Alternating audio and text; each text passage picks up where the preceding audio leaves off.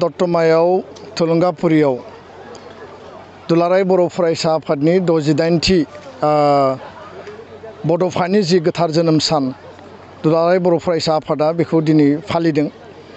आरो बे सानखौ जों फरायसा सान हिसाबै गोलाव समनिफ्राय जों फालिबोदों। बे एखे सानखौनो आसाम सरकाराबो एबसुनि आरो बर' रायजो राजानि दाबिखौ मान होनानै थांनाय बोसोरनिफ्राय आरो देग्लाय बोसोरबो स्टेट मोनसे अनारनि गेजेरजों फरायसा सान हिसाबै बिथांमोना स्कुल कलेज इउनिभारसिटियाव फालिदों। बे जोंनि थाखाय गोग्गाथाव आरो बिनि थाखाय आसामनि गिबि मन्थ्रि बिथांखौ आं फिन खेबसेबाव धन्यबाद होदों। फरायसा साननि गासै बर' आइ आफा रायजो राजा आसाम आरो भारतनि सुबुंफोरनिसिम गाहाम हामलायनायखौ बावहरबाय। बड'फानि सोरगोआरि जिउमानि आलो गोजोननि थाखाय आफा इसोरनि खाथियाव आर'ज गाबदों। जों बयबो मिथिगौ बर' हारिनि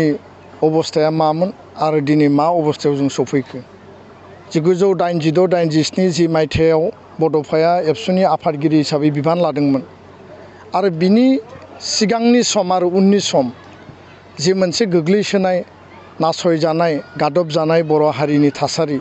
जोंनि राव, जोंनि थुनलाइ, जोंनि हारिमु मोस्लेर जालांनाय मोनसे थासारि, जोंनि सोलोंथाइ, जोंनि रांखान्थि अबस्थाया मोजां नङा। जौगानायनि मुङाव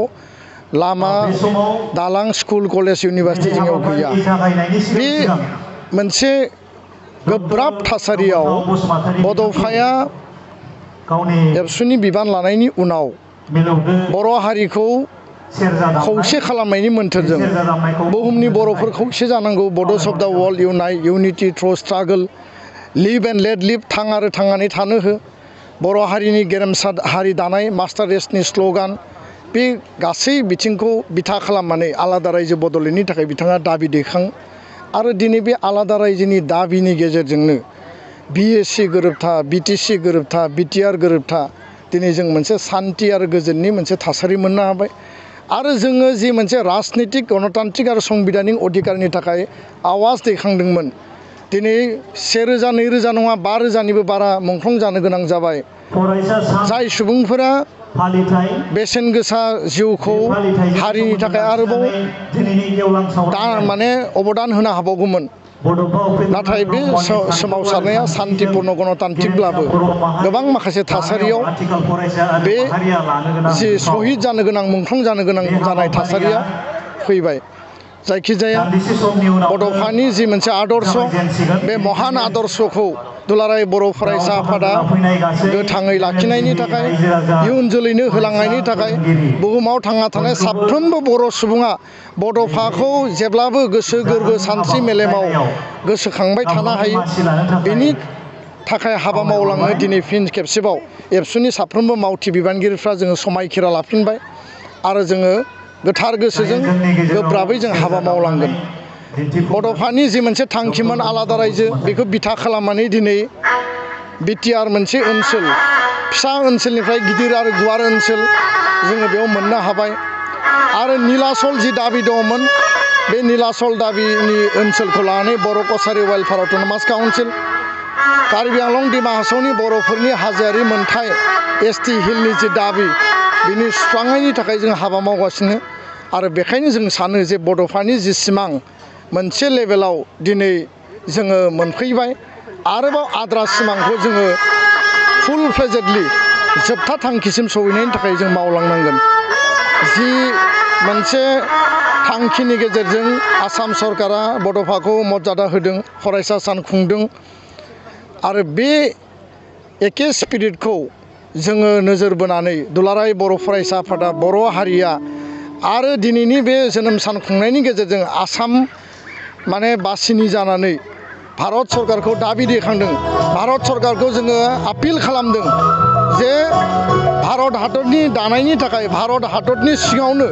मोनसे आलादा रायजो मोननांगौनि दाबिजों गणतान्त्रिक आरो अहिंसा आरो सान्तिपुर्ण मोनसे मोन्थोरजों बड'फाया जि बर' हारि दानायनि थाखाय भारतनि सिङावनो बर' हारिखौ गेरेमसा हारि जौगानायनि थाखाय जि मोनसे हाबा मावदोंमोन, गोग्लैसोनाय नासयजानाय सुबुंफोरनि थाखाय, हारिनि थाखाय जे हाबा मावदोंमोन, आरो नासयजानाय गोग्लैसोनाय हारिनि थाखाय जि मोनसे थुलुंगानि नेरसोन हिसाबै दिनै बड'फाया आदर्शनि बेक्ति जानानै थाबाय आरो बेखायनो भारत राष्ट्र निर्माण बर' हारि दानाय बर' हारि गेरेमसा हारि दानाय बे गासै बिथिंखौ नोजोर बोनानै भारत सरकारा बड'फानो फैबाय थानाय समाव भारत रत्ननि मर्यादा होनांगौ भारत रत्ननि मान होनांगौ जेरैबायदि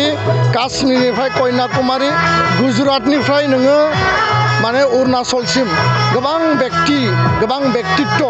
राष्ट्र निर्माणाव जड़ित थानाय मानसिफोरनो जेरैबायदि भारत रत्न होदों बड'फायाबो भारतनि हारि हारिसाफोरनि गोग्लैसोनायनि थाखाय आवाज दैखांदोंमोन आरो भारत राष्ट्र निर्माणनि थाखायनो बिथाङाबो हाबा मावदोंमोन बेखायनो भारत रत्न बे दाबिखौ दिनै जों दैखांबाय उननि समाव जोङो बिनि थाखाय हाबा मावगोन गोजोन्थों बे हाबाफारियाव दिनै जोंहा मुम्बाइनिफ्राय बड'फाजों बै समाव जार्नालिस्ट हिसाबै खामानि मावनाय मानगोनां सिनियर आरो भेटेरान जार्नालिस्ट रुपा सिनाय बिथाङा दिनै जोंनि गेजेराव दङ गाहाय आलासि महरै बिटिआरनि चिफ मानगोनां प्रमद बर' बिथाङा बाहागो लागोन आसामनि केबिनेट मन्त्रि उर्खाव गोरा ब्रह्म बिथाङा बाहागो लागोन आरो गोबां आलासि बर' थुनलाइ आफादनि मानगोनां आफादगिरि डक्टर सुरत नार्जारि गुबुन आलासिफ्रा दिनै बेयाव बाहागो लागोन आरो सारा आसामावनो दिनै फरायसा सानखौ गाजा गोमजायै फालिदों गोजोन्थों